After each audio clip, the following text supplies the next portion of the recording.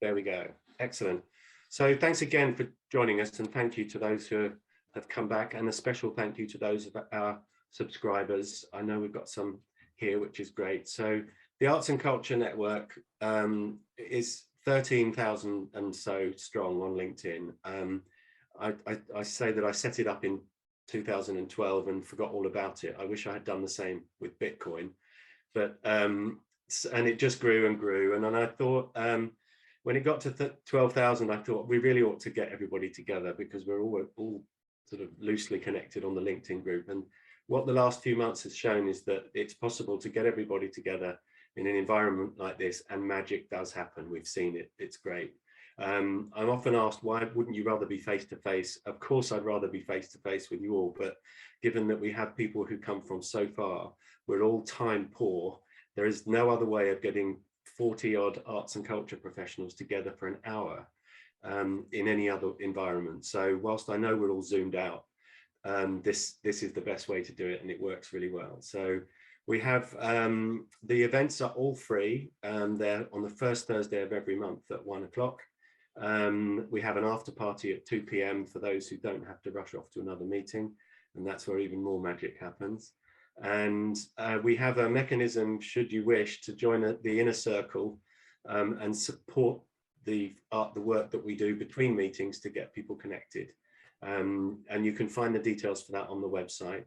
And that comes with additional benefits. And one of the things I wanted to announce today, that we've agreed a partnership with artsdb.net, which is a database of over 20,000 arts and culture professionals, and it includes the performing arts yearbook. And should you choose to subscribe to the Arts and Culture Network, then we've negotiated some significant benefits with them for that. So a free listing, free access to the full database, and 50% reduction on subscription for that. So it's kind of win-win. The other thing briefly, I'm not sure if Nick Corsten's here, but he's one of our regulars. He's trying to raise £1 from everybody. And anyone who subscribes to the Arts and Culture Network in April will be donating to his campaign to get more kids being creative in schools. He does rockets and things. It's amazing. Do check him out, Nick Corsten on LinkedIn. You're not here, are you, Nick? He does join us from crazy locations. He joined us once from the Yorkshire Sculpture Park and gave us a tour of the Henry Moors, which was hilarious. Anyway, I'm rabbiting on.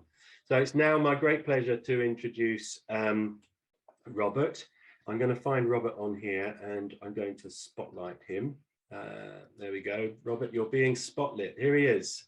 You are a co-host, so you can share your screen if you want to get that moving. I'll just explain that Robert and I met a few months ago, and Robert is, if he was in the circus, he'd be a juggler, I often say to people, because he seems to be able to keep an awful lot of balls in the air at one time. And Robert's going to talk to us today about personal transformation in the context of the work that he's doing at Ethos, which is to give young people and young leaders specifically an opportunity to create their own world of work. So Robert, thank you so much for agreeing to do this. Over to you.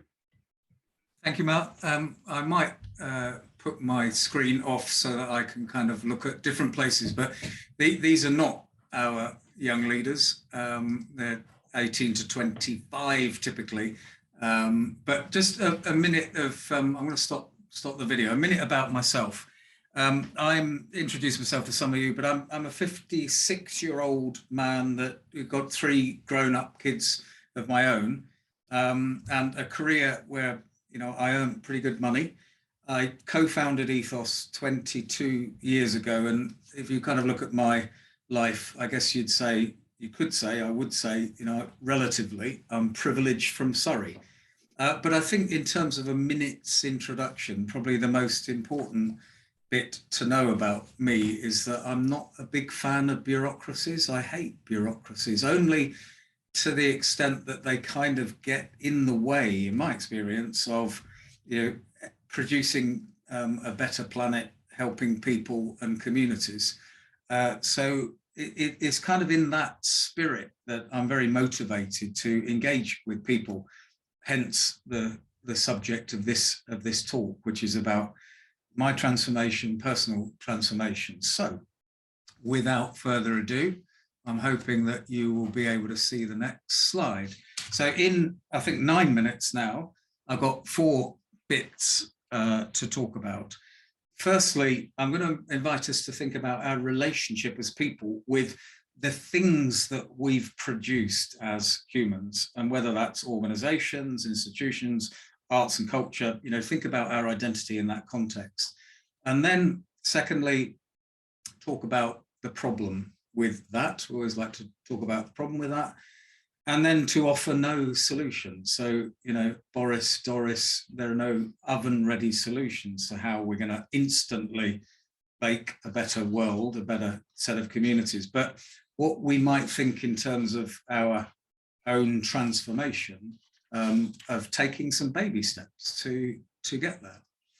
So, okay, so my epiphany starts 22 years ago when I often say I'm a reform management consultant. I was working for Ernst & Young as a director, going to become a partner, but we launched a company. Annabelle is here as well, 22 years ago. And what you see there is a screenshot of the original website, including Comic Sans and MS font. But my epiphany was that if we want to do anything, it's always going to be about people. Nothing more, nothing less. Anything we want to do in the world is always going to be about the people that do it. Now that's set against the backdrop that we people produce things. So there's a Churchill quote there: we shape our buildings and then thereafter they shape us, 1943. Or a great media comms theorist called Marshall McLuhan, who said the medium is the message. And what he's talking about there is it's about the internet, it's about communication media that is shaping us. And that is very much the case for what our relationship with products and services, our relationship with the world at large. And I think one of the examples that, just to share, I think is funny, is many of you may remember the brand push of Coke versus Pepsi. Are you a Coke person or a Pepsi person? And it's like, how can we have arrived at a point where we're deriving our identity from a fizzy drink? So the invitation of this slide is to think about our transformations, not as products, if you like, of the things that we create, but who are you? Who are we? Who am I? So, wind forward 79 years, and apologies for a pretty upsetting imagery there. And the problem is that our relationship, particularly with those things that remain forces of power, whether it's knowledge, money, self-interest, bureaucracy, pretty much unchanged. We are being shaped, by disinformation, by these things. Worse, that the proliferation of that information is growing massively. And in these sessions, Mark has bought, the author Be More Pirate, it's forthcoming. John Alexander last night, with Citizens, and these are all great inspirational works, but that we're still talking about being shaped by the things rather than some authentic conversations with people. Okay, so moving on to people. So there are no solutions slide, and young leaders, and so in the last 20 odd years, I've worked with hundreds of people and organizations, and that original epiphany has just dug deeper and deeper. And that what I have found and continue to find is that we're shaped by the stories that can then bring us together to actually achieve a change. And before the pandemic, we mostly hired or worked with social entrepreneurs who were, 10, 20 years experience. We started hiring young people during the pandemic, and we've hired about 65 young people, given them a basic income, and worked on a change which for them has been really profound, but equally profound for me as well, in that, you know, whether you're a general, you know, or a chief constable, chief exec in that top row, or in the bottom row, you know, somebody who's an ex-offender or a master's student from a Russell Group university that really no idea, you know, what she wanted to do, uncovering who they are as people and how they want to engage with the world has a profound impact. And that is the story, if you like, I would like to promote and to give everyone permission. It's often about giving permission to people. It's often about giving permission to yourself to talk about other people, yourself, and how you engage as people. So last slide, really, in this, you know, preaching, you know, presentation, is some thoughts about transformation in baby steps. And I'm going to finish with a plug for what Mark is doing with the speed networking. So speaking to someone you've never spoken to before can be an absolutely enlightening experience. And the further they are away from who you are and your comfort, you know, the better. And actually learning to speak to people in terms of who you are. I'm a dad, I'm this, I'm that, you know, this is how, not your role, not your, you know, not an identity that has been derived from something else, just creates an authentic conversation, and moreover gives who you're talking to permission to talk about who they are, not their role. And you can take that as homework, if you like, to develop what some people call your backstory. But, you know, when we talk to people in Ethos now, we always just rehearse our stories, and our stories change. Our A to B, you know, as Annabelle likes to say, it changes all the time. And how we express our art and creativity changes, you know, from project, from day to day. You know, privileged from Surrey, age 56. I'm still discovering who I am. I've no idea, really. I'm working on that, and I will continue to work on that, because that is the human condition. So why arts and culture? So we, before the pandemic, used to have this, a lot of what we might call random serendipity, where Mark was saying, wouldn't it be better if we were in the same room? Yes, it would. And in that room, we may bump into one another, Rob meets Mark, and exchange those stories, and then something happens from that. The pandemic has taught us how to Zoom, etc. And everybody can do that. But what we can't do yet well enough is what Mark is experimenting with this random speed networking, which is creating that magic of one-to-one. And so the brilliance of the Art and Culture Network is it's a safe place. What's a safe place mean? It's a safe culture. And being dropped in a room to rehearse your who am I, who are you, is a super thing to do. So Mark's, you know, and I are exploring maybe some other organizations, networks that we might do this with.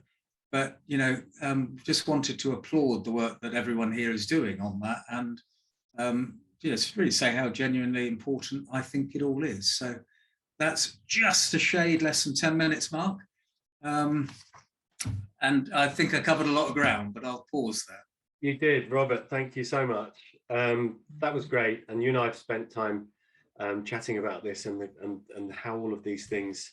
Wow, that's a reading list. Good Lord. I'm going to dive into that. This is it. We'll share the presentation. There's loads more to read. We will do. Yeah. If you, that's great. If you wanted to come off your screen share, that's fantastic. Thank you very much again, Robert, and thanks to your colleagues who are here, which is great. I had a great session with the young leaders, and Robert asked me to do a little talk on networking and self-promotion for career development, which doesn't seem to be a subject in school yet. It probably should be, but thanks again. That's great. I'm conscious of time, so if anyone has any questions for Robert, please do put them in the chat, or connect with Robert afterwards. He's in our network on the website. So Robert, thank you so much. Thank you. I can't see you now, you've gone, but you're there somewhere. Well, has he gone? Is he entirely gone? No, I just want to make sure I stop sharing. Have I stopped sharing? Yeah, that's great. Yeah, Thank you very much. Excellent. Thank you. I think a virtual round of applause goes to Robert. Thank you very much, Robert.